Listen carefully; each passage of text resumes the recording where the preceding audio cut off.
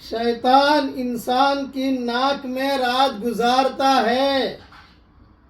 حضرت ابو ہریرہ رضی اللہ تعالیٰ عنہ فرماتے ہیں کہ رسول اللہ صلی اللہ علیہ وسلم نے ارشاد فرمایا کہ جب تم میں سے کوئی اپنی نیند سے بیدار ہو کر وضو کرے تو ضرور 3 مرتبہ ناک جھاڑ لے، اس لیے کہ شیطان اس کی ناک کے باسے میں رات گزارتا ہے۔ یہ حدیث بخاری شریف میں ہے۔ تھوڑی سی تشریح سن لیجئے۔ جب سویرے بیدار ہو کر وضو کرو تو 3 مرتبہ ناک میں پانی ڈال کر ضرور جھاڑ لیا کرو۔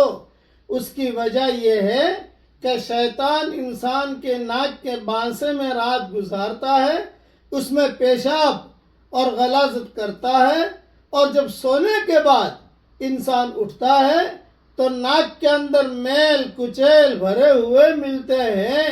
اس میں شیطان کی غلاظت کے اثرات ہوتے ہیں۔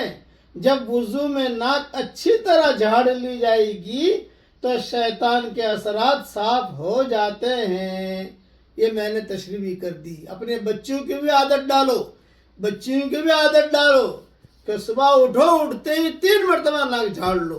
اللہ تعالیٰ شیطانی اثرات سے ہم سب کی پوری حفاظت فرمائے۔ آمین۔